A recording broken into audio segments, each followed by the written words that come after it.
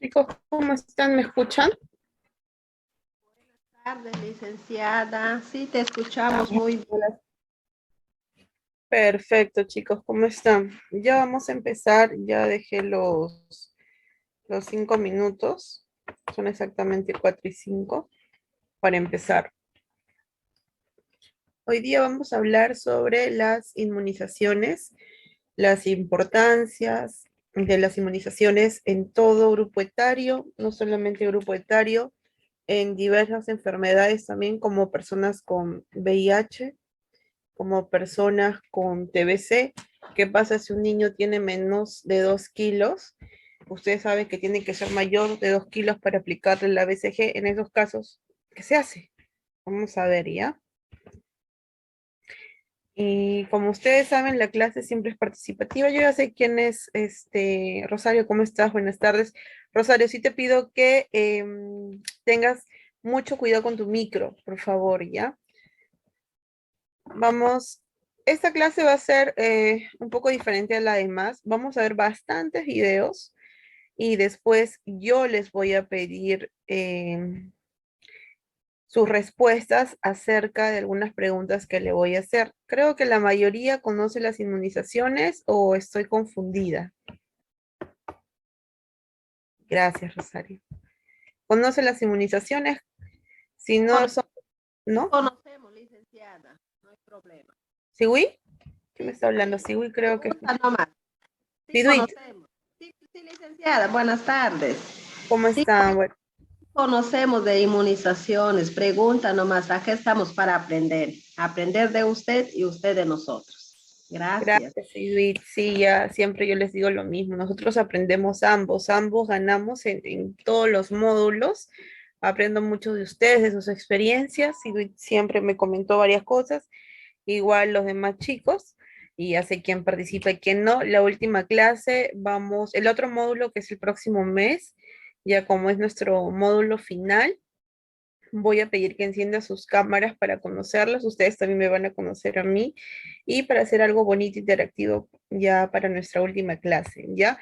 No se olviden, la clase anterior hablamos y dejamos en una pregunta así bastante grande, ¿no? ¿Qué era la microbiota humana? Entonces, el día de hoy vamos a ver un documental un poco largo, pero creo yo que es bastante bueno para que ustedes puedan también conocer ese mundo, porque nos quedamos en eso la clase anterior y yo les dije que esta clase vamos a hablar de ese tema, ¿no? Entonces, las vacunas nosotros conocemos, pero hay cosas que desconocemos, como por ejemplo, nosotros sabemos el esquema regular, ¿no? Que al recién nacido la BCG, luego se le coloca dentro de las 12 primeras horas hepatitis B. Pero ¿qué pasa si no se coloca la hepatitis B dentro de las primeras 12 horas? ¿Qué pasa si al recién nacido, pues, por X motivos no hay BCG? ¿Se podrá colocar después? ¿Cuánto tiempo puede tardarse como máximo en colocar las vacunas? Esas cosas sé que ignoramos muchas veces. Eso les voy a explicar el día de hoy. Ese es el esquema irregular de las vacunas.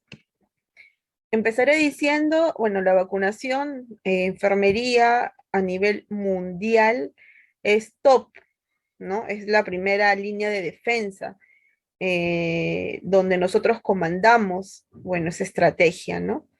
Y más aún con el tema del COVID, de este contexto que empezó en el 2020, 2019, ya finales de 2019, pues tomó mucho mayor énfasis el tema de las inmunizaciones, ¿no?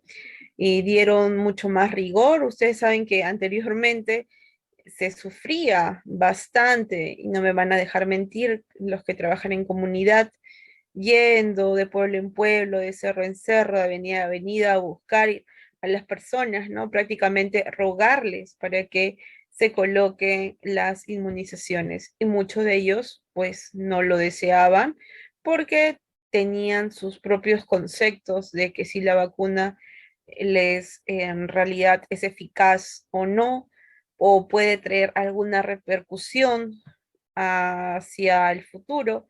Entonces, eran varias interrogantes que tenía la población y por ende, pues nos encontrábamos con ese malestar de que no querían las inmunizaciones. A raíz del COVID, pues ya no era necesario ir en cerro en cerro, o de avenida a avenida, o de pueblo en pueblo, ya no, ya ellos mismos venían al establecimiento a que se les inmunizara. Entonces nos ayudó en cierta manera el tema del contexto del COVID, ¿no? En parte de las inmunizaciones, porque ustedes saben que fue una desgracia este virus para muchas familias que han perdido familiares, personas cercanas, nosotros lo que hemos trabajado, hemos perdido varios personal importante en esta pandemia, ¿no? Entonces, vamos a hablar y ahondar un poco más en el tema.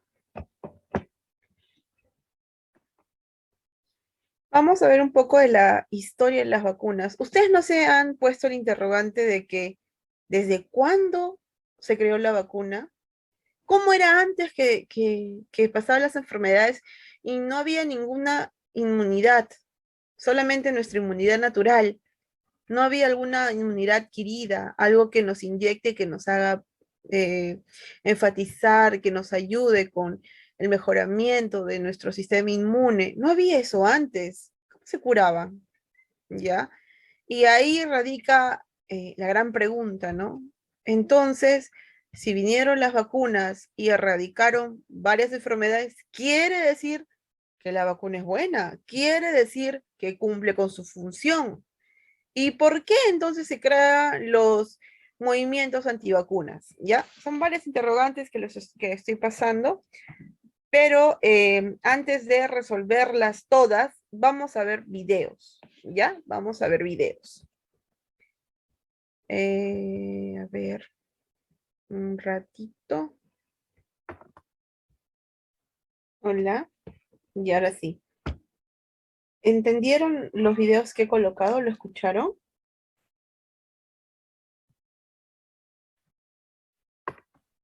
Hola. Sí, solamente creo que tú estás. ¿Dónde está Sí, Gabriela? buenas tardes, sí se escuchó. Perfecto. ¿Y qué entendieron de los videos? Lo poco o mucho que entendieron, con sus propias palabras.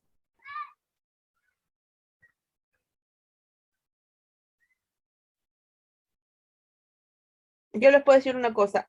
Existen diferentes componentes de las vacunas, como vacunas inactivadas, de virus inactivados, o de virus atenuados, o vacunas con ARN, o vacunas toxoides. ¿Entendieron algo de eso? Yo tengo por entendido que cada vacuna tiene un RN mensajero. Tiene unas composiciones de RN mensajero, así como las vacunas del COVID, tiene el RN mensajero. La vacuna del COVID es otro tipo de vacunas, pero sí, en ese caso, en ese específico caso, sí, pero vacunas como rotavirus, vacunas, por ejemplo, rotavirus es algo esencial, lo pongo como ejemplo, porque es un tipo de vacunas que no necesita refuerzo.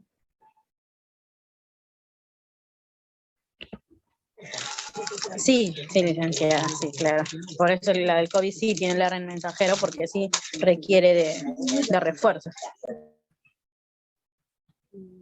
Ya.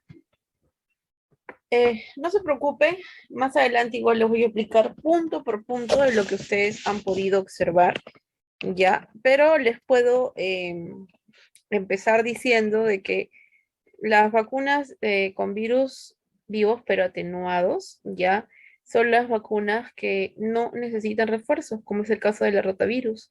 Como ustedes pueden apreciar dentro del esquema nacional de vacunación, colocamos la rotavirus solamente 2 dosis, nada más que 2 dosis, y nunca más colocamos rotavirus, ¿no? Entonces, ese es un claro ejemplo de ese tipo de vacunas, ¿ya? No se preocupen, solamente quería que ustedes puedan apreciar el video y siquiera algo han captado, porque sí me lo acaba de decir, sí me lo acaban de decir, algo quiero que capten para que luego me entiendan, ¿ya? Entonces Y una vamos, consulta, dígame. ¿y la vacuna del neumococo? Ese es También es una neumococo. vacuna que se pone solo una única vez, ¿verdad? No, no, no, no. La vacuna de neumococo se coloca 3 veces en los niños, se Ay, coloca no. después en los adultos y la En los vacuna de adultos. neumococo es cada 10 años. Y, por ejemplo, si tú tienes alguna comorbilidad como bronquios, bronquiolitis, asma, EPOC, lo que tú quieras, fibrosis, es una Ya, vacuna diferente a la neumococo. Por ejemplo, la neumococo tiene 13 cepas. Y esta vacuna diferente para este tipo de comorbilidad tiene 23 cepas. ¿Sabes cómo se llama esa vacuna? Se llama Prodiax. Lamentablemente, por el tema del dinero, el gobierno no lo financia. ¿Qué hacen estas personas? Tú me dirás, con este tipo de enfermedades, se van a nivel privado y se compran esta vacuna, que esta vacuna tiene una duración de 5 años. Entonces, cada 5 años se coloca su Prodiax. ay, ay, y en adultos solamente se coloca una, por ejemplo, nosotros, no, yo trabajo en el área de vacunas, en el hospital Ujú. regional, y nosotros colocamos solamente neumococo a las, bueno, no, las personas adultas de 60 años hacia adelante, y se les manifiesta que es solamente una única vez, o sea, ya para toda la vida. Ya.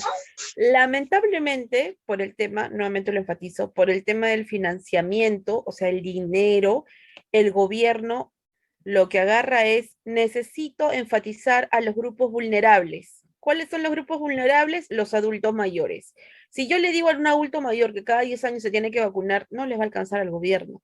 Entonces, ¿qué es al gobierno? Una sola dosis y ya, pues, si quiera algo tendrá que apoyar al adulto mayor, pero no según cuando tú estudias vacuna por vacuna y vas a ver el tiempo de eficacia que tiene la vacuna que es el neumococo, que son las 13 cepas, tiene un tiempo de eficacia de 10 años, no más. Es lo mismo, o sea, con el tema del VPH, ¿no? Del papiloma humano. ¿Por qué solamente enfatiza el gobierno de 9 a 13 años? Si esta vacuna se pueden colocar bien los hombres o bien las mujeres hasta los 45 años, hasta los 46 como máximo. ¿Por qué? Por el tema del dinero. Ese es el problema. Y no solamente el gobierno de acá de Perú, en Latinoamérica, si tú ves el esquema de Chile, si tú ves el esquema de México, te vas a dar cuenta de que sí solo priorizan de 9 a 13 años, nada más. Sí, Sí, papiloma solamente. Ahorita es hasta de 9. A nosotros ahora en el hospital regional, en Huacho, ponemos de 9 a 15 años.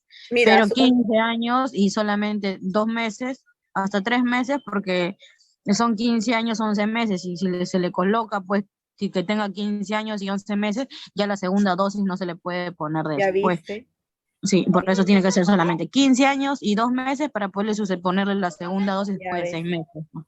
Han subido, o sea, por ejemplo, ahora ya, esta norma técnica fue el 2018, luego fue el 2020 y ahora ha habido otra nueva reactualización donde habla así, me dices, eso también le iba a decir más adelante, de los 15 años y también donde me habla que, por ejemplo, la gestante, la DTPA, que antes era de 27 a 36 semanas, ahora se puede colocar antes, Ah, sí, a las 20 20 semanas. 20 semanas, sí. Exacto. Y eso tiene su porqué. Pero no te preocupes, o sea, todo lo que tú me estás diciendo, y creo que ya te he podido despejar un poquito tu Sí. preguntita.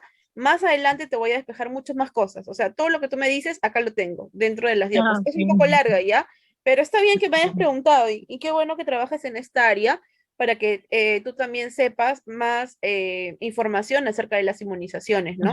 Como ya te he dicho, de, por ejemplo, del Prodiax y el neumococo. Sí, claro. Ya, Ya. gracias. Entonces vamos a seguir, ¿ya? Con respecto a la historia de las vacunas, ¿no? Antes, por ejemplo, Edad Media, 1600, 1500, no había ningún tipo de inmunización. Y es como ustedes saben, por ejemplo, Carrión agarraba y bueno, se colocó una enfermedad que ustedes ya la conocen, y el hombre falleció para saber cuál era la cura. Y así como Carrión, hubo varios médicos que pues no están inscritos en la historia, pero hicieron lo mismo porque era de verdad muy fatal, era demasiado. Por ejemplo, cuando había una peste, la peste bubónica, no sé, pues mataba 1 millón, 2 millones, imagínense, y no había algo que le inoculara, algo que la matara, algo que dijera, hasta acá nomás la peste bubónica y el resto de personas están inmunizadas y protegidas. Entonces, ¿desde cuándo empezamos a saber más de estas vacunas? Fue exactamente en el año 1796 con Edward Jenner, que es el padre de la vacunación. ¿Y por qué es el padre? Porque antes la viruela era una cosa muy dramática y bastante nociva para la salud y mataba. Ustedes pueden apreciar, no sé, ven caso de las viruelas que también les voy a mostrar más adelante por video, era terrible esta enfermedad. Entonces, Edward Jenner encontró pues una cura y esto fue la vacunación y es por eso que se le denominó el padre de la vacunación. Y esto fue casi a mediados de los años 1800, entonces 1796. Ya a partir del año 1885 conocemos a Louis Pasteur, que descubre la vacuna antirrábica humana. En 1992, la BCG, que es contra la tuberculosis, que es Albert Camet y Camilla Guerin, por eso el tema de su nomenclatura, ¿no? BCG. Entonces, estos descubridores en 1992 por fin encontraron una vacuna contra este mal que hasta la actualidad, pues, lo padecemos, ¿no? Que es la tuberculosis. En 1932, Sayer, Kitchen y Joyce descubren la vacuna contra la fiebre amarilla y en el mismo año, pero 5 años después, en el 37, produce la primera vacuna antirripal inactivada. Ya en la década de los 60, más o menos 1966, Hilleman y sus colaboradores obtienen la vacuna antiparotídica de virus atenuados. Ya al año siguiente, Auslin, o sea, 1967, descubre la famosa vacuna contra el neumococo. Vamos a ver. Entonces, estos son los años correlativos de las historias de las vacunas, cómo iniciaron, ¿no? Bueno, la importancia de las vacunas, nosotros conocemos que las vacunas son seguras, y yo lo puse esto porque el tema de contexto leí a un médico que decía que las vacunas son seguras y punto. ¿Por qué? Porque como hemos visto en el video, ¿cuál es la función de la vacuna? Es generar en el organismo esa inmunidad frente a esos determinados patógenos. Lo que van a hacer es estimular para que se produzca anticuerpos para que actúen protegiendo a nuestro sistema frente a futuras infecciones, ya que el sistema inmune va a poder reconocer el agente infeccioso y lo va a destruir. Entonces, por ende, las vacunas se va a tratar de un medicamento biológico constituido por microorganismos, ya sean bacterias, ya sean virus, ya sean muertos, ya sean atenuados o sean productos derivados de ellos, como hemos visto en la vacuna del COVID, ARN mensajero, ADN mensajero, toxoides, ¿no? Entonces, eso son las vacunas. Entonces, con respecto a la importancia de la vacuna y la introducción de la inmunización, los beneficios son incuestionables, porque si no, no nos vamos a ir al año 1796 de la viruela, no, nos vamos a enfocar y vamos a aterrizar en este año con el tema del COVID. Si no nos hubiéramos inmunizado, hubiéramos seguido con una tercera ola, una cuarta, una quinta y una sexta. Nos inmunizamos, uno también por el tema de que el peruano en cuestión tomó cartas en el asunto, tuvo raciocinio y dijo, no, necesito vacunarme. Me di cuenta que la vacuna ayudó a no poder contagiarse de manera extraordinaria acá en el Perú. No se multiplicó nuevamente el COVID, sino que no se erradicó porque todavía tenemos COVID, pero ya pues a un porcentaje de un 5-8% de lo que antes era 90, 95, entonces nos vamos a dar cuenta, ¿no? Que los beneficios son incuestionables. Entonces, Las vacunas nos vamos a ahorrar en tratamientos costosos, porque ustedes saben que antes una cama no bajaba de 100.000 soles, ¿ya? Entonces vamos a también a través de las vacunas y de la importancia a reducir la incidencia de muchas enfermedades y por ende la reducción de la mortalidad. Entonces, la vacunación es uno de los mayores avances de la salud pública. Y por eso es tan importante el tema de la inmunidad de grupo, colectivo, de rebaño, no por nosotros, sino por los que más necesitan. Me refiero a las personas con sistema inmunológico bajo, como personas con cáncer, como personas con alguna enfermedad autoinmune que puedan estar padeciendo o personas con enfermedades autoinmunes adquiridas, VIH, ¿no? SIDA. ¿Qué más? ¿Cuáles? Seguimos con la importancia. Prevenir enfermedades, ya hablamos, discapacidades, mortalidades, ¿no?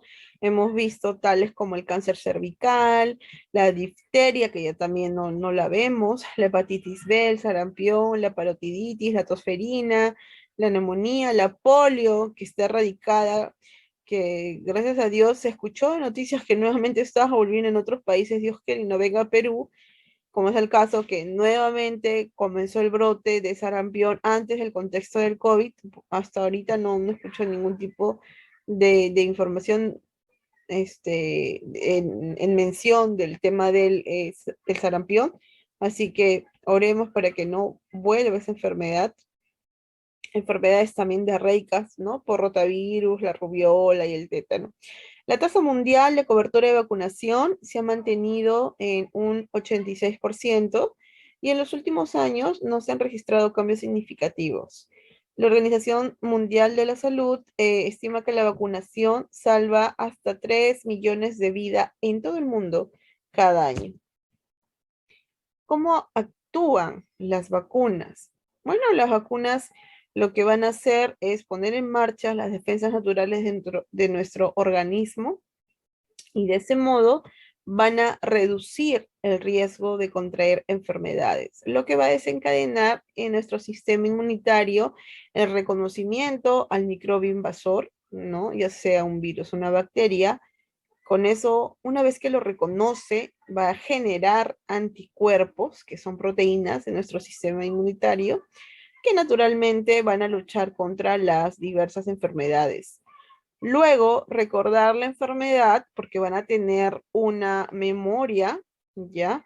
Entonces, cada vez que ese microbio aparezca, lo van a encapsular y lo van a matar. Y así lo vamos a combatir y lo vamos a erradicar. ¿Ya? Eso es lo que hace el tema de las vacunas. Vacunaciones sistémicas, erradicación y enfermedades que poco a poco fueron desapareciendo. Eso es la viruela. La foto de ese pequeño que ustedes pueden ver en esta lámina es la enfermedad más brutal que se vio en ese momento, que fue la viruela y también la peste bovina, como lo decía empezando el tema de nuestro módulo de ahora, ¿no? La importancia de inmunizaciones. Son las únicas enfermedades que han sido eliminadas por completo.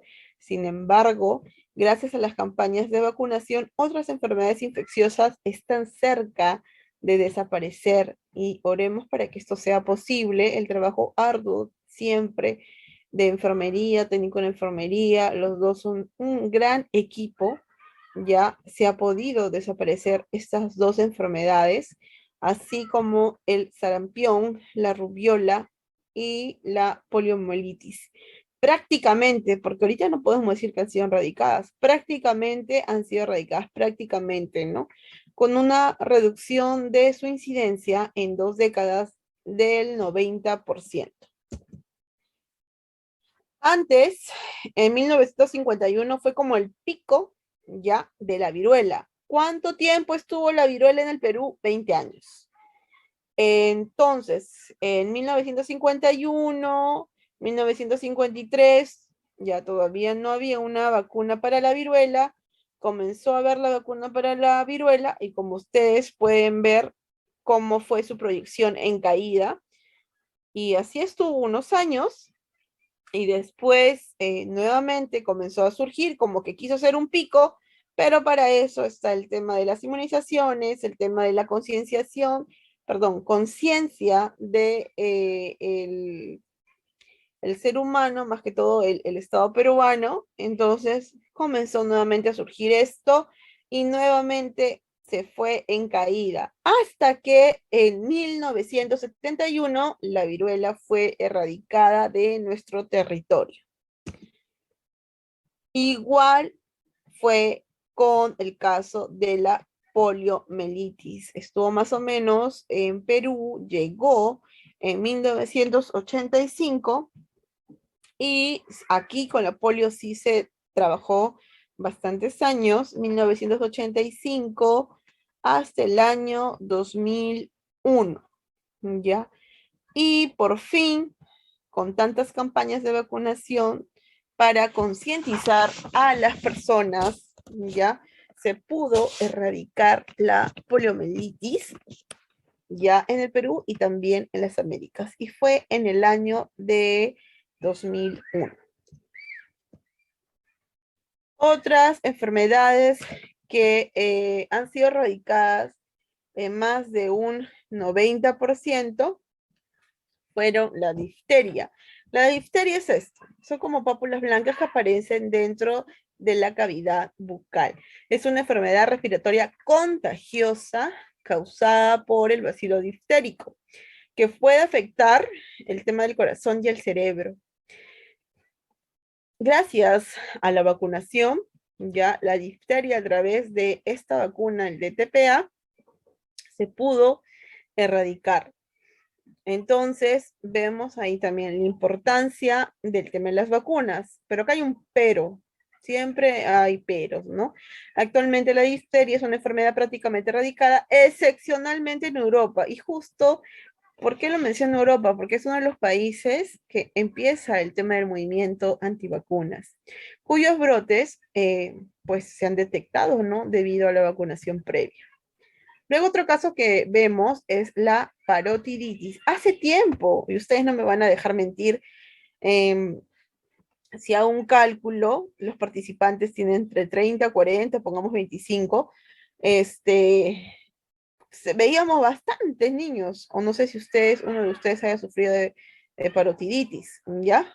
Entonces, por ejemplo, en niños, este niño ya se va a convertir en un niño infértil. La parótida ya es una enfermedad que provoca esterilidad, también conocida como paperas, las famosas paperas, ¿ya? Que afecta principalmente a las glándulas salivales. Ocasionalmente, perdón, ocasiona, no es ocasionalmente, ocasiona esta inflamación que se aprecia, ¿no? Mucho dolor a nivel local, ¿ya? Y también puede afectar el páncreas y también los testículos, como yo les dije, ocasionando la esterilidad. Y después la enfermedad que no sé si alguno de ustedes han podido apreciar en el contexto donde ustedes vivieron o viven actualmente, la polio, ¿no? Que es una enfermedad vírica muy contagiosa. ¿Cómo empezó esto, no? Con un cuadro gripal y luego fue afectando al sistema nervioso, dando lugar a una parálisis permanente de las piernas u otra musculatura. Por eso es que siempre vacunamos a los bebés de la polio a través de la vacuna, el IPV, ¿ya? También se recomienda la vacunación si se va a viajar en zonas donde pueda todavía haber estos casos de polio, ¿no? Donde no se han erradicado por completo, como nuestro país casi erradicó por completo, porque no vemos niños con polio. ¿Qué países todavía sigue viendo estos casos de polio? Pues en Afganistán o Pakistán, ¿no? Y es por eso que si viajan a estos países, ¿no? Entonces se recomienda un refuerzo de booster, o sea, una dosis extra. Enfermedades que han reaparecido por este tema, ¿no? De que no quiero las vacunas porque las vacunas me causan daño, porque en las vacunas hay un chip. que me están vigilando todo el tiempo, ¿no? Los famosos casos antivacunas. Entonces, gracias a ellos, ya han aparecido, han reaparecido enfermedades como son sarampión, papera, tosferina en el 2008 en diferentes naciones del mundo como Europa, Estados Unidos, Canadá. Entre el 2008 y 2017, las cifras de enfermedades, entre comillas, muertas, se fueron incrementando. Hace 9 años había solo 10 casos de paperas, 32 casos de polio y 32 casos de tosferina. Hoy en día se han triplicado esas cifras. ¿Cuáles son las estadísticas de Perú? La Comisión Internacional para la Certificación de la Eliminación del Sarampión declaró supuestamente eliminada esta enfermedad en el 2016. Sin embargo, se ha reiniciado la circulación del virus a partir del 2017. ¿En dónde? En Venezuela, afectando claramente países hermanos de Sudamérica. Actualmente hay un rebrote en Brasil, desde donde se ha diseminado a otros países, lo que representa para el Perú un alto riesgo por el tema de las fronteras. En el Perú, en el 2019 se ha confirmado el primer caso. Antes del tema del COVID, se confirmó el primer caso de sarampión. Y se trata de una mujer que llegó, bueno, hace 3 semanas, en el 2019, si ustedes nos recuerdan por las noticias, llegó de las Islas Canarias, ¿no? Por avión y carecía de antecedentes de vacunación. Entonces, esta mujer padecía de una neumonía y esta neumonía era a raíz justo del sarampión, por eso es que la denominaron neumonía sarampionosa bilateral, que ha precisado, ¿no? de ingreso a un hospital. Entonces, y a través de esta primera persona con esta enfermedad, el Perú pues reportó en el año 2019 42 casos confirmados de sarampión. 20 de ellos fue en el Callao, 12 en Lima, 1 en Puno, 3 en La Libertad, 2 en Cusco, 1 en Ica, 1 en Amazonas y 2 en Piura. Y esto fue en el 2019, a inicios, y cuando empezó el tema del COVID, uno, que no hubieron cifras porque nadie salió, y hasta el momento, pues ya no se reporta hasta el momento casos de sarampión. Solo quedó en este momento, en ese contexto, ¿no? Del 2019 y los casos que ha reportado. Ahora, los movimientos antivacunas. Como hemos visto, ha sido un poco largo, pero creo que ya entendemos mejor el concepto de vacunas y qué es lo que las vacunas hacen en nuestro cuerpo, cómo incitan al sistema inmunológico a reproducir antipatógeno para ese microbio que en ese momento entró a nuestro cuerpo, cómo es que las vacunas actúan, yo también lo mencioné por pasos, ¿no? Y los famosos movimientos antivacunas, pues que se ha visto también dentro del video. En el 98, pues este médico Andrew Fakil publicó un estudio en The Lancet. The Lancet, sí, chicas, les recomiendo. The Lancet trae buenos estudios. Pueden, les recomiendo un estudio de metaanálisis para que puedan tener más rigurosidad científica. The Lancet es muy bueno, ¿ya? Que este médico aseguraba que la vacuna triple vírica, que es la famosa CPR, se asociaba con el tema del autismo, cosa que es falso. Sin embargo, una investigación en el 2017, en el 2007, periodística, reveló que el médico pues había manipulado los datos de la participante para así obtener resultados para su farmacéutica.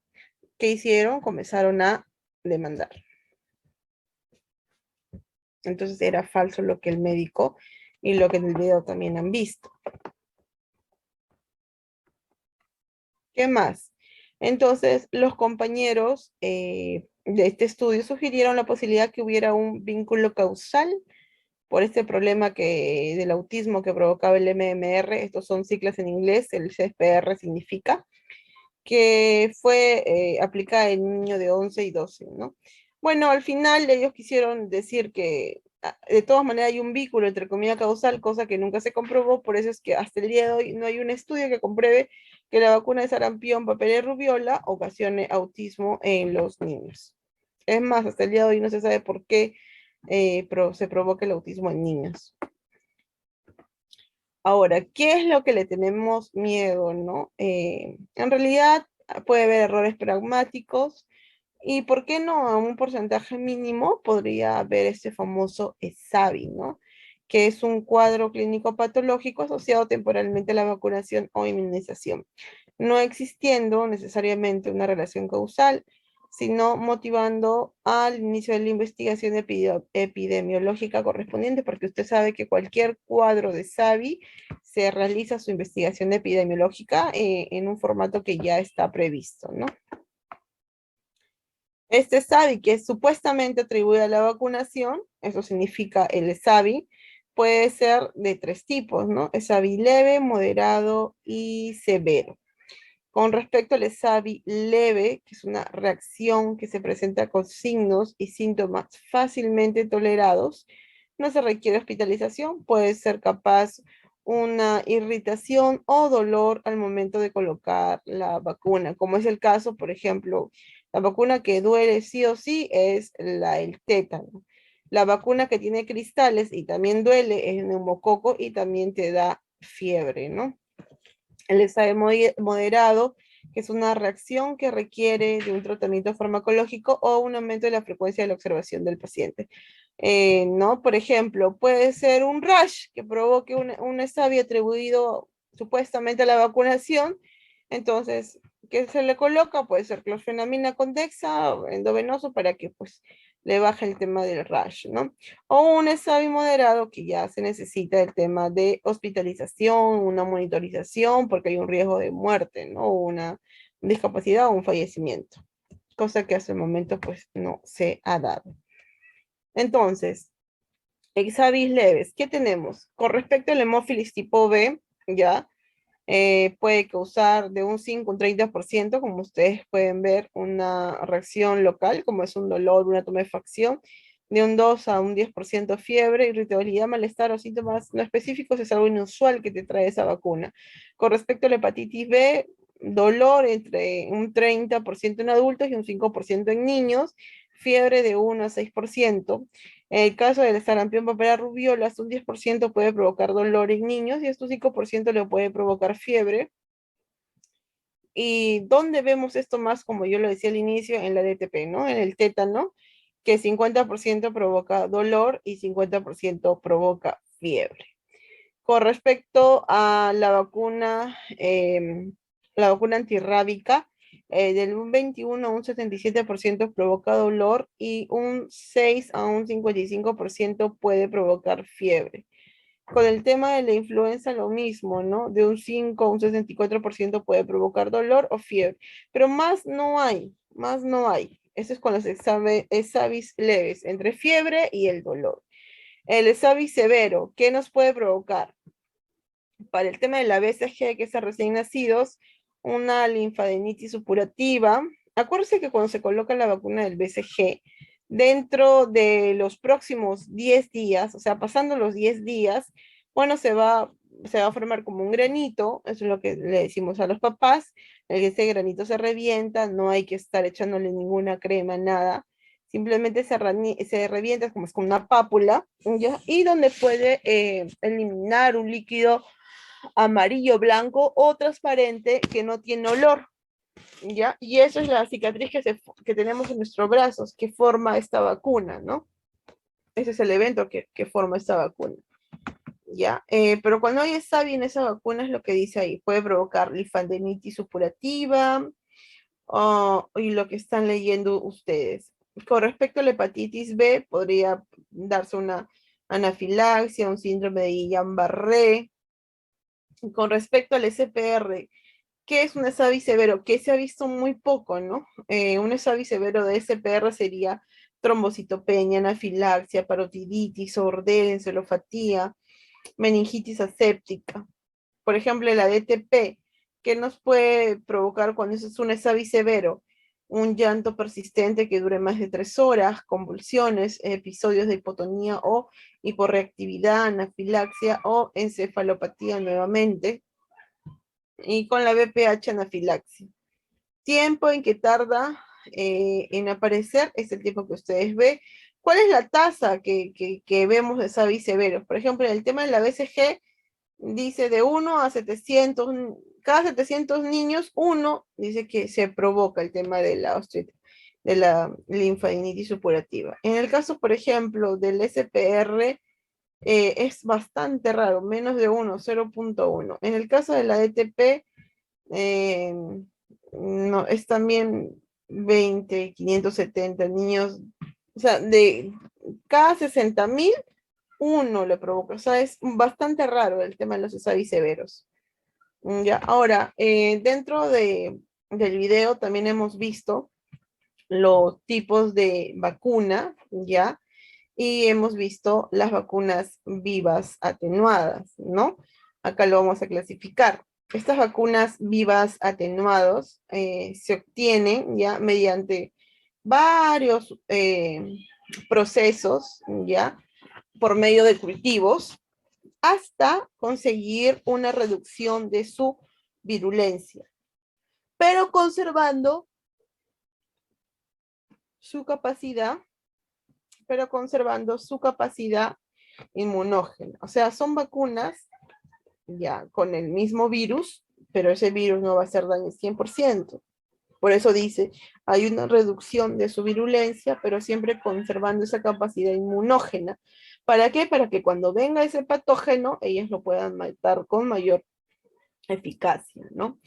Tras su administración, el microorganismo, dice, produce una infección casi siempre inaparente, que va a generar una respuesta inmunitaria similar a la que hubiese producido una infección natural, ¿no? Así que, y estas vacunas, como lo decía al inicio, puede ser la rotavirus, ¿no? Vacunas vivas atenuadas. ¿Qué dice acá? Suele ser suficiente 1 o 2 dosis ya de por vida. Entonces, estas son las vacunas vivas atenuadas. El otro grupo sería las vacunas inactivadas o muertas, que son microorganismos contenidos en las vacunas, tanto virus o bacterias, que se inactivan por métodos ya sean físicos o químicos. La respuesta inmunitaria suele ser menos potente que, por ejemplo, que las vacunas vivas atenuadas, que solamente se necesitan 1 o 2 veces en toda la santa vida.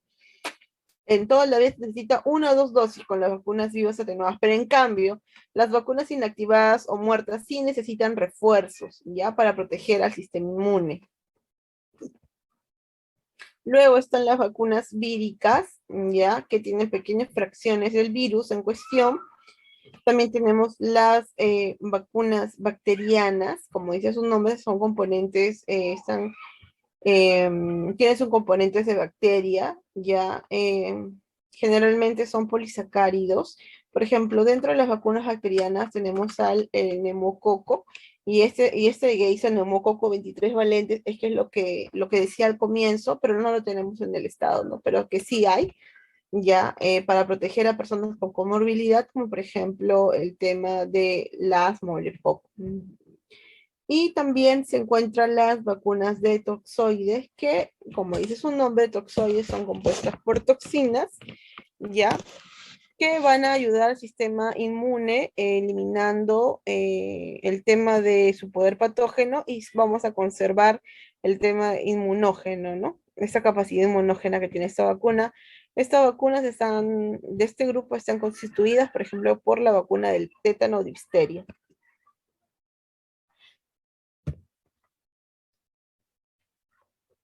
Aquí vemos, esta es una foto, pues al inicio de la pandemia, ¿no? Como las que están dentro del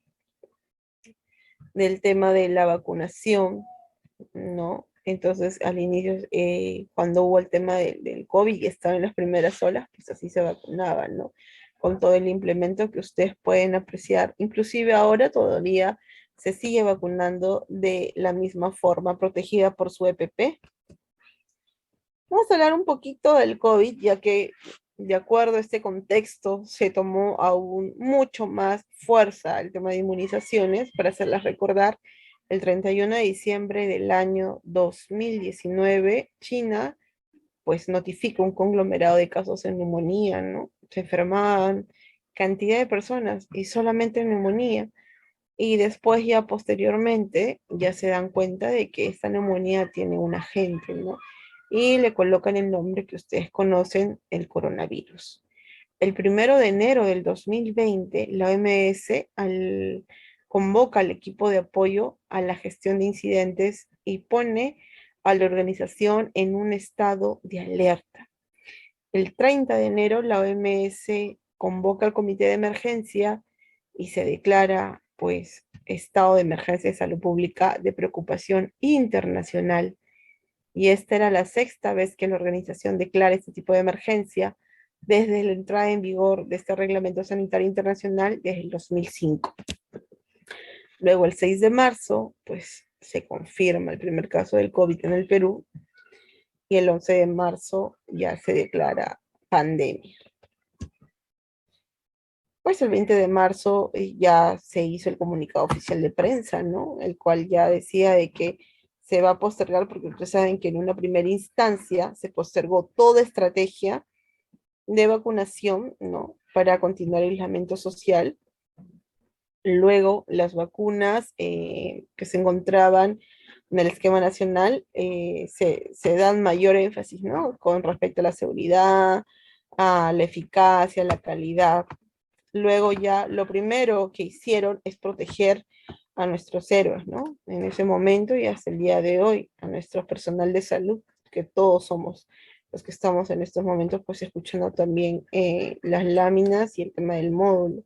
Todos, chicos, ustedes son héroes, nosotros somos héroes, hemos trabajado el tema del COVID cuando aún no teníamos ningún tipo de vacunas, donde estábamos expuestos a cantidad de casos graves de COVID.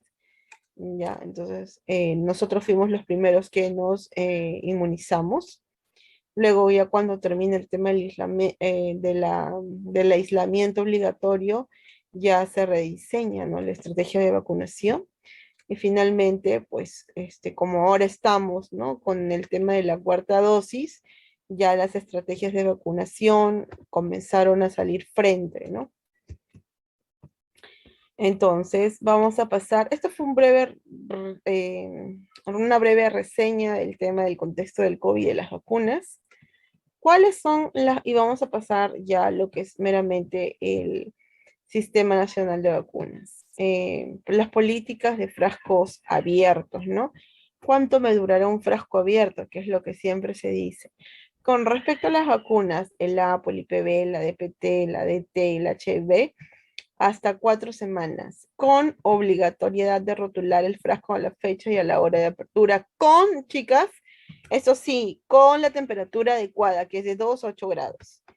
La vacuna, el BCG, la SPR, la SR y la antiamarílica solamente se pueden utilizar dentro de las primeras 5 horas, máximo 6 horas.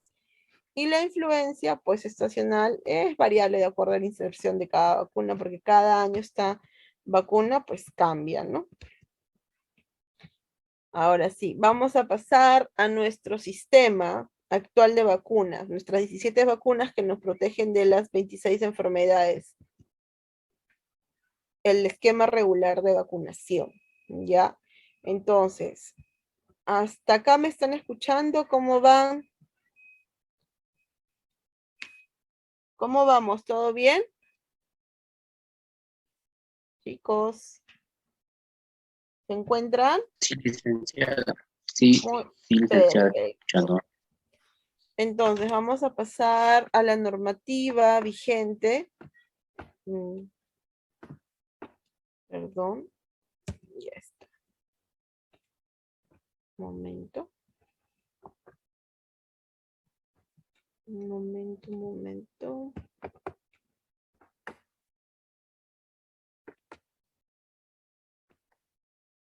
Sí, perfecto.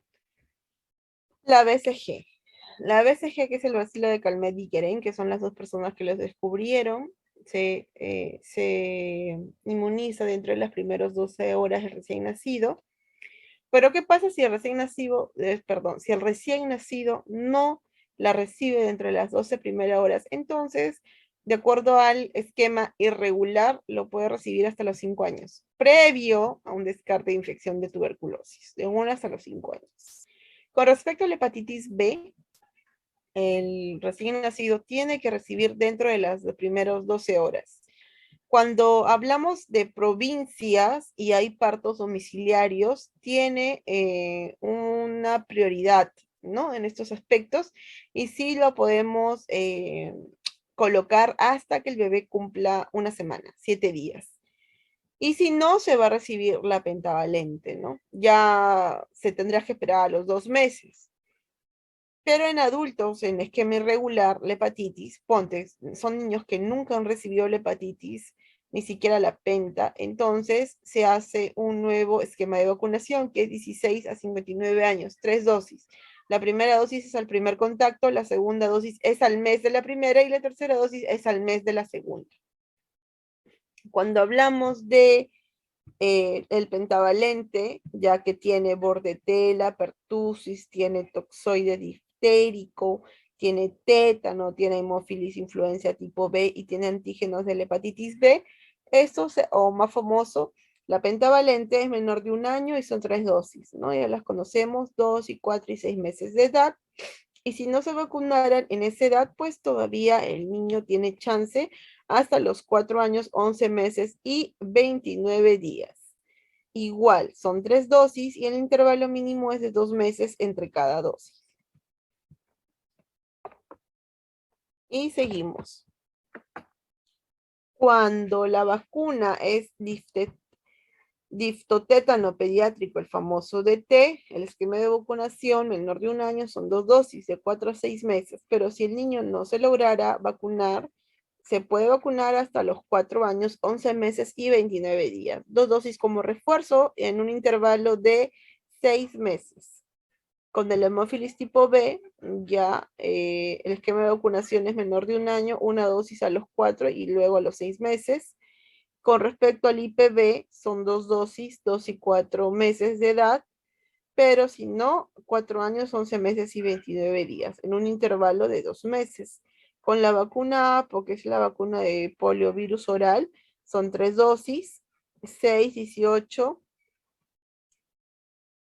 se coloca, pues se la pone a los 6, 18 meses y también hasta los 4 años. Puede ser vacunado hasta los 4 años, 11 meses y 29 días.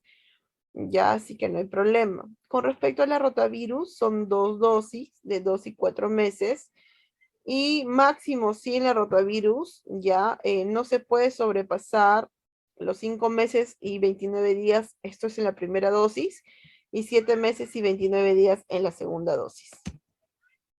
Con respecto a la vacuna neumococo o antineumocócica, son 3 dosis, 2, 4 y 12 meses con un intervalo de 2 meses. Y si no, ya el niño se puede vacunar hasta los 23 días, 23 meses, perdón, y 29 días. En este aspecto solamente son 2 dosis con un intervalo mínimo de 1 mes. En cuando los niños tienen alguna comorbilidad, se podría vacunar hasta los 4 años. Comorbilidad podría ser nefrópata o un cardiópata, entre otras. Que no recibieron la vacunación deberán recibir 1 dosis. Y si no se vacunaron a los 4 años, se pueden vacunar a los 60 años a más. Y solamente es 1 dosis, según el Estado peruano. Sarampión, papera, rubiola, el SPR son 2 dosis de 2 al año y al año y medio.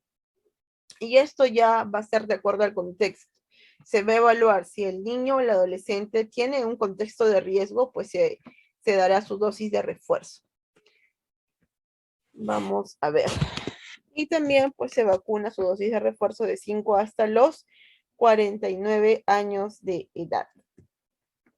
Con respecto a la varicela, ya, su primera dosis es a partir de los 12 meses.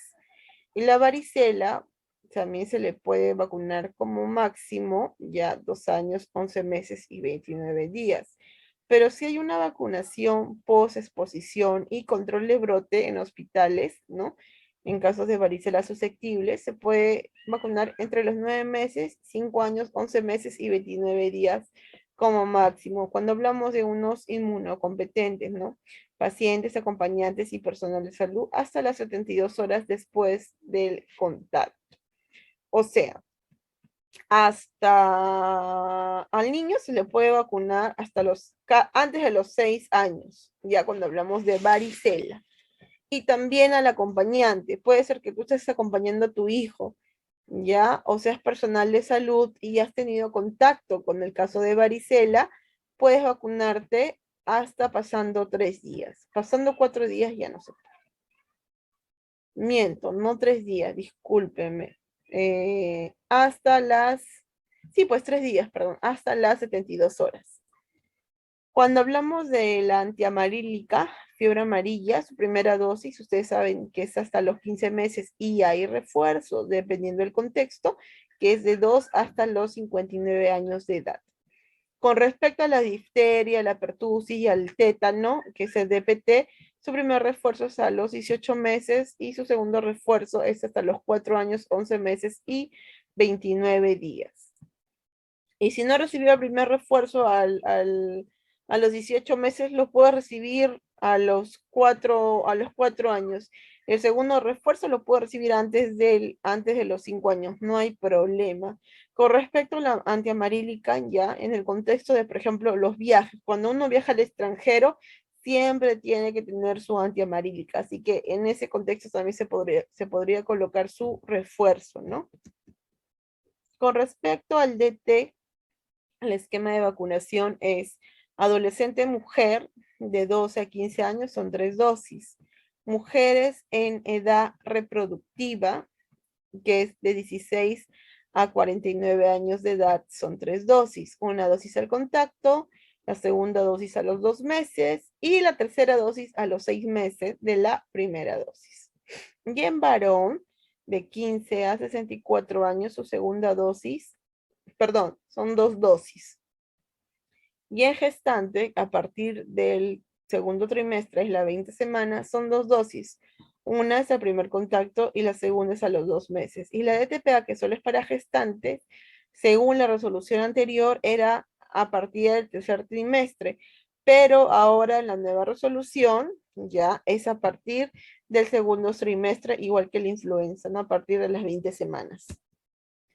Luego, el virus del papiloma humano, que son niñas de 5º grado de primaria, antes era de 9 hasta los 13 años, 11 meses y 29 días, y ahora con la nueva resolución es hasta los 15 años, ya, pero 15 años, 11 meses y 29 días, como bien lo dijo la compañera, bien lo dijo, si pasas, por ejemplo, si tienes 15 años y 3 meses y recibes la primera dosis, no vas a llegar a recibir la última dosis, como se llama, antes de los 16. Por tal motivo, no se puede vacunar. Entonces, es una controversia, ¿no? Lo hacen más que todo porque esta vacuna, les comento, ya de la VPH es cara, es la más cara que tenemos. Si ustedes se colocan la VPH por conducto de clínica privadas, están una sola vacuna más de 500 soles, imagínense. Y con respecto a la influenza pediátrica, la primera dosis es a partir de los 6 meses, y la segunda es a los 7, y después ya es es anual, ¿no? Cada año. En adultos, según el esquema, es una sola dosis de 3 a 59 años, igual es anual, y vacunar prioritariamente a personas con comorbilidad. Las gestantes es a partir de las 20 semanas y los adultos mayores a partir de los 60 años, y siempre priorizando al personal de salud, que es el personal expuesto. Vacunaciones gestantes, ya, acá le he puesto la antigua, pero para que sepan, la DT es una sola dosis entre las 20 y 26 semanas de gestación. Luego está la DTPA, que es una dosis entre las 27 y 36 semanas de gestación. Esta dosis del DTPA celular Generalmente esta pertusis es también para el tema de y pertusis tosferinas es para el tema del bebé. Más que todo para el tema del bebé, para que no tenga, para que ya tenga, mejor dicho, esa inmunidad ya adquirida por la vacuna y más adelante pues el bebé no tenga este problema de la tosferina, ¿no? Que es como la tos de perro, algo así para que me entiendan el contexto. Y el tema de la influenza, que es a partir de las 20 semanas de gestación.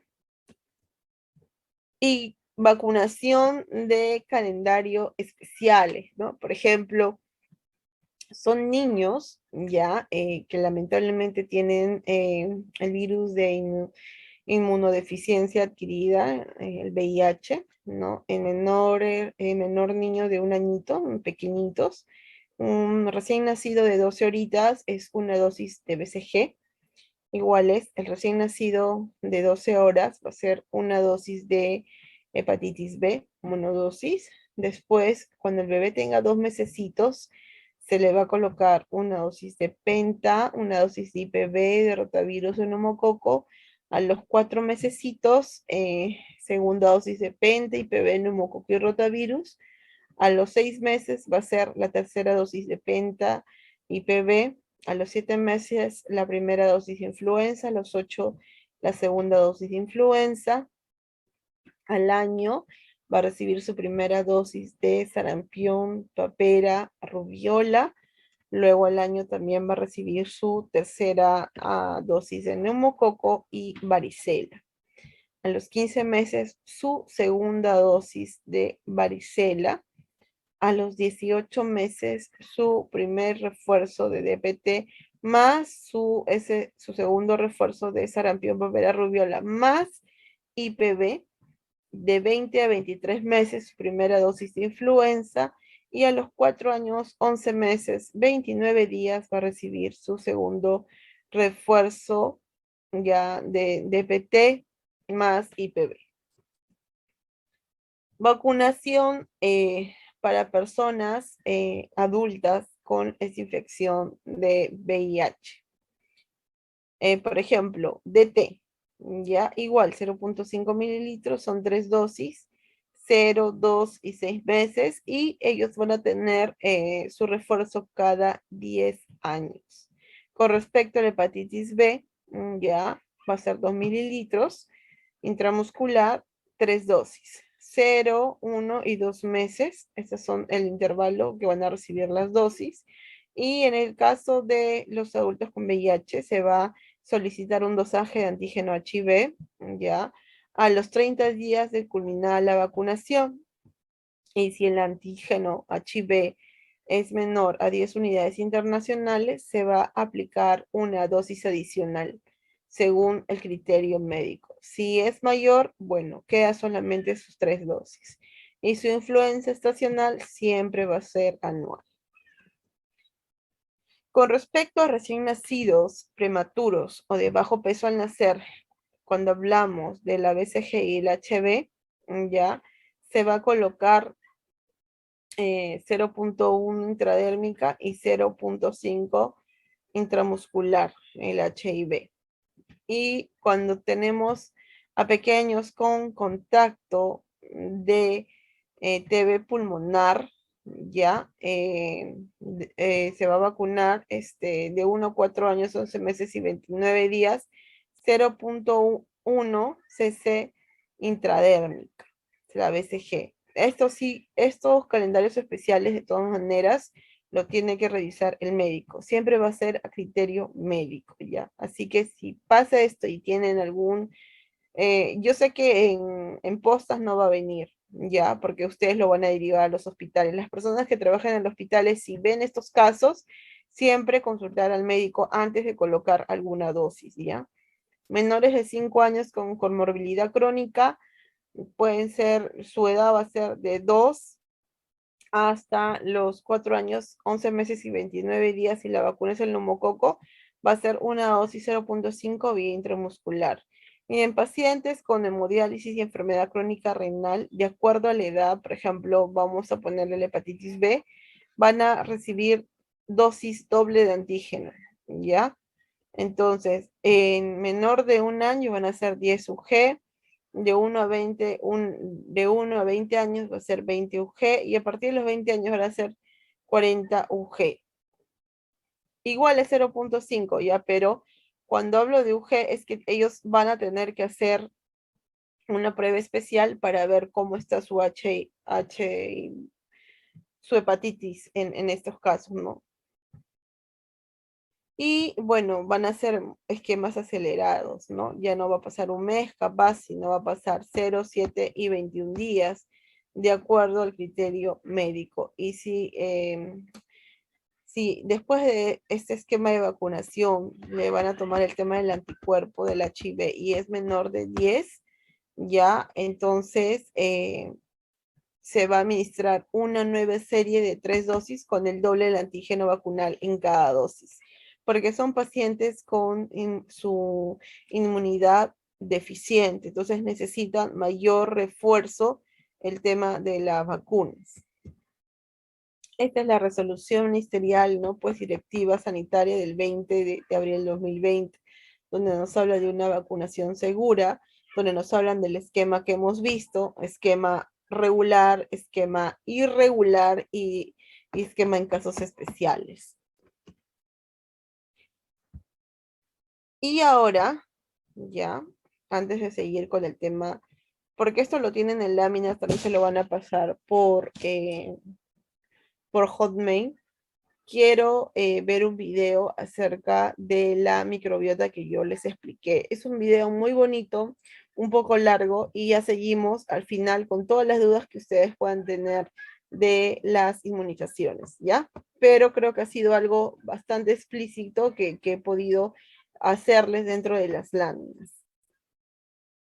Este tema de la microbiota también es importante porque también tiene correlación con el tema de las inmunizaciones. Vieron el video que fue un poco largo, pero fue bastante beneficioso y creo que muchas de las cosas que dijeron dentro del video ustedes desconocían. ¿Qué me pueden decir acerca de eso? ¿Qué es lo que han entendido?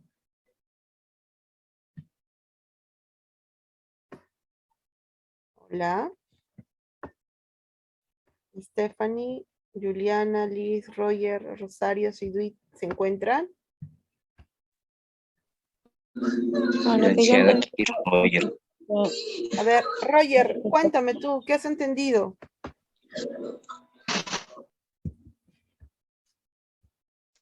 Bueno, licenciada, lo que he visto, me he quedado sorprendido.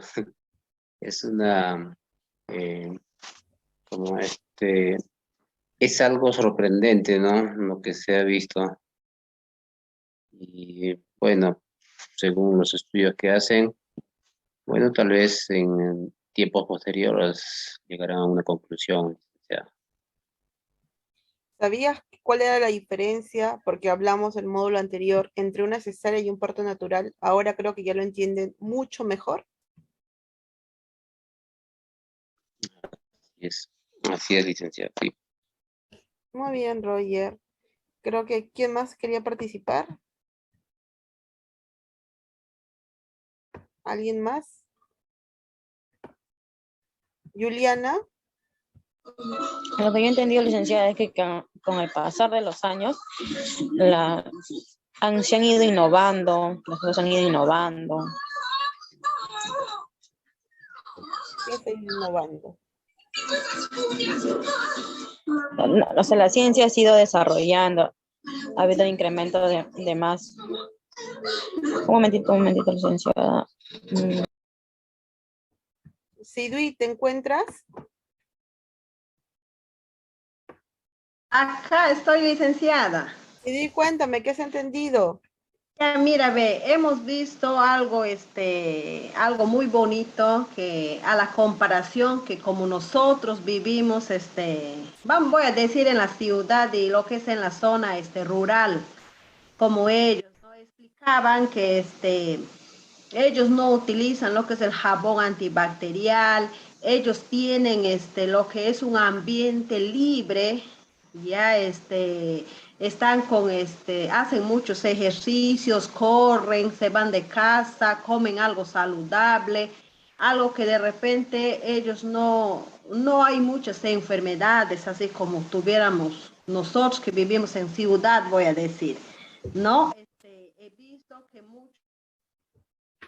ellos no utilizan mayormente las cosas que son con químicas, de algo natural, algo muy interesante. Me ha gustado esa parte, que ellos están libres de enfermedades, algunas enfermedades que son la malaria, nomás hay por ahí, bien bonito. Eso es lo que he podido entender acerca del video, y que ellos viven, comen muy sano, muy saludables, a la diferencia que somos nosotros, ¿no? Muy interesante. Ya se vive, muchas gracias. Miren, chicos, lo que acá hemos visto en el video, que ha sido bastante largo y como ustedes dicen, me ha gustado el término que han utilizado, extraordinario, es porque desconocemos de nuestro sistema inmune entrenado. En realidad lo que hemos visto son microorganismos patógenos buenos y malos. Y cómo se entrena este sistema inmune desde que tú naces. ¿Cuál es la diferencia entre el parto natural y la cesárea? Es que el parto natural, ya, por el conducto donde sale el bebé, que es la flora bacteriana de la vagina, hay lactobacillus. Esos lactobacillus de la madre en el parto natural, cuando el bebé sale por ahí, está en contacto directo, lo que hace que el bebé tenga como una capa protectora, y lo que más adelante va a repercutir en toda su vida de esa criatura es que tenga menos predisposición a tener asma, a tener problemas gastrointestinales, a tener menos problemas dérmicos, lo que en comparación a una cesárea, donde hay otro entorno, donde hay otras, como decía el video, donde hay otras células epiteliales que no son favorecedoras para el bebé, como son, por ejemplo, el estafilococos. Ya no hablamos del lactobacillus, sino estamos hablando del estafilococos, hacen que esa criatura, al no tener el contacto de la flora bacteriana de la mamá, ese bebé tenga más predisposición a tener asma, a tener problemas infecciosos respiratorios, a tener problemas gastrointestinales, a tener problemas de diabetes, a tener, ¿qué más podemos tener en ese bebé que es nacido por cesárea? Hasta tener cáncer. ¿Me entienden? Esa es la diferencia enorme que existe entre un parto natural y una cesárea. Y todo el video se trató del microbioma humano. El microbioma humano son esos patógenos, esos microbios favorecedores, esos microbios buenos, como lo decía dentro del video, ¿no? El Lecherichia coli, ¿ya? Ya no hay. Antes había en un 90% y sí te traía enfermedades, como lo dice, ¿no? ¿Cuál era la mayor preponderancia de este tema de la Escherichia coli? El tema de que les provocaba a nosotros hasta cáncer porque nos provocaba úlceras. Ahora se han reducido en toda la población en un 6%, lo que ha ocasionado que en vez de estas enfermedades que provocaba el Escherichia coli, hay otras enfermedades nuevas, ¿verdad? Porque se está erradicando. ¿Por qué? Por la alimentación, como decía Siduit, por el entorno donde tú vives, que ahorita, más con el tema de la pandemia, se fue incrementando el tema de la limpieza excesiva, entonces tampoco es bueno. Acá lo bueno es la homeostasis. La homeostasis, que es el equilibrio.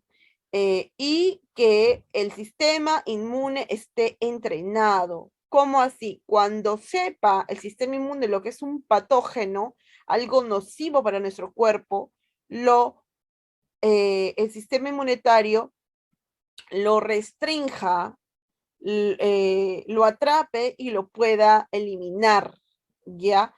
Porque a veces el sistema inmunitario, como no sabe y llega un patógeno, entra. Es como que tú estás en tu casa, tú ya sabes quiénes son tus familiares, que tus familiares no lo vas a atacar, pero sin embargo, viene un extraño y ese extraño es un ratero, inmediatamente tú identificas que este extraño no es tu familiar y lo atacas.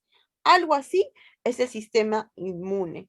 Eso es lo que yo he querido plasmar mediante el video. Y hay otra cosa más que es una segunda parte que lo vamos a ver en el módulo final, algo pequeño, porque hay un interrogante grande y es algo magnífico que ustedes no lo han presenciado nunca. ¿Cómo podemos ayudar a esas personas que han tenido un bebé en cesárea? Y lo decía la científica, agarró una gasa, le colocó dentro de la vagina de la mujer, dentro de la gestante, por 1 hora. Y luego, cuando el bebé nació, lo limpió con esa gasa que estaba con todas las secreciones bacterianas de la vagina de la mamá. ¿Para qué? Para que el sistema inmune esté entrenado. Y ahí dentro del video no dio la respuesta si fue beneficioso o no, o qué sucedió. Y eso lo vamos a dar en el segundo módulo. Hasta ahora, ¿sí me entendieron lo que, con la explicación, lo que se ha tratado en el video, con la explicación que acabo de dar? Sí, licenciada, bien clarito. Perfecto. Entonces, ustedes han visto otro nuevo mundo. Eso es el famoso microbioma humano. Y cuando hablamos de microbiota, es algo ya más específico. Por ejemplo, la microbiota de, no sé, del tracto gastrointestinal, la microbiota del páncreas, la microbiota del hígado.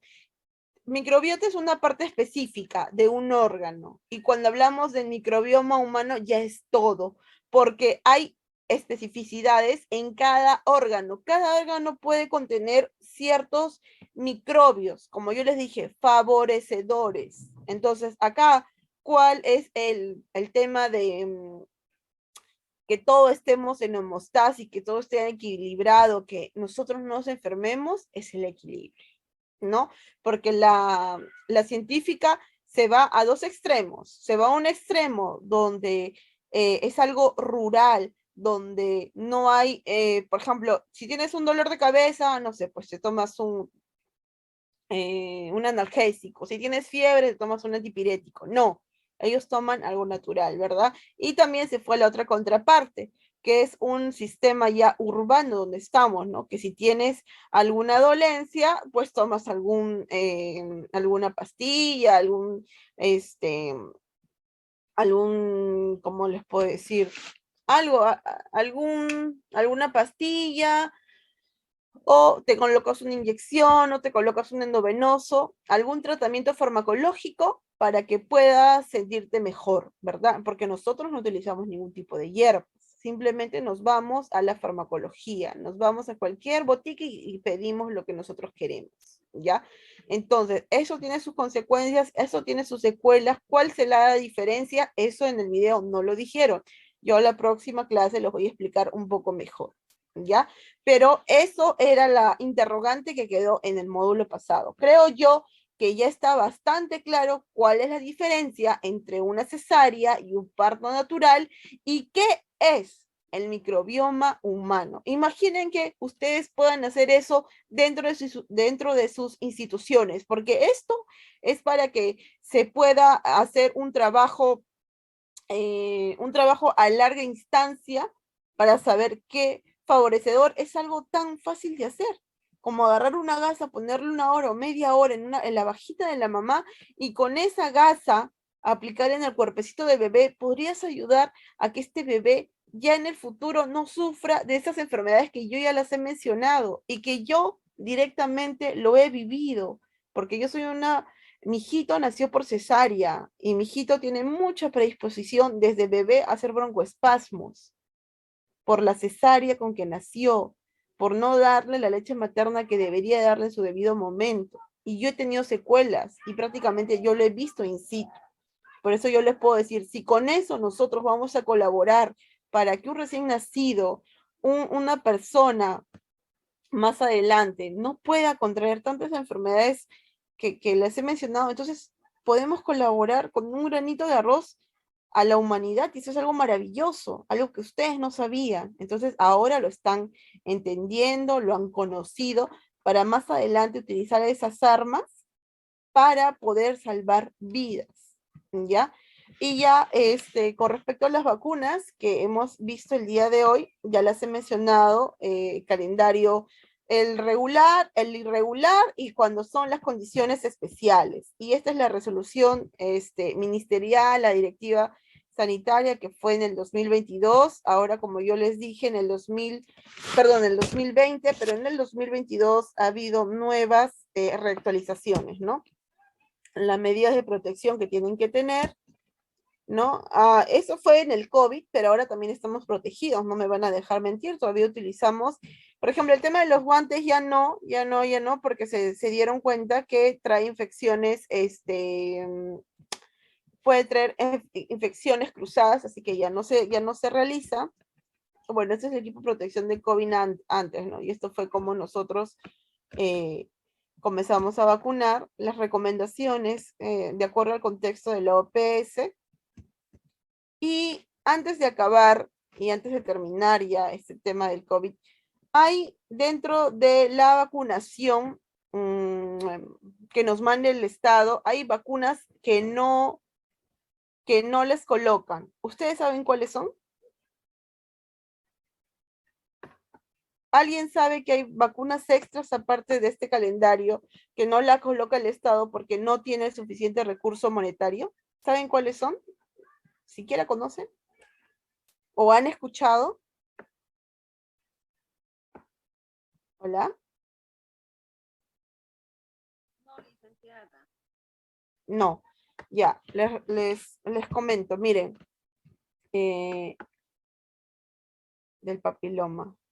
Ya, sí, del papiloma, como les dije, en instituciones privadas, el papiloma se coloca 2 dosis antes de los 15 años y 3 dosis de 15 a 45 años. Mayor de 15 años se coloca 3 dosis, pero las dosis del BPH están bastante caras, como yo les digo. Acá en Lima está alrededor de cada vacuna 500 soles.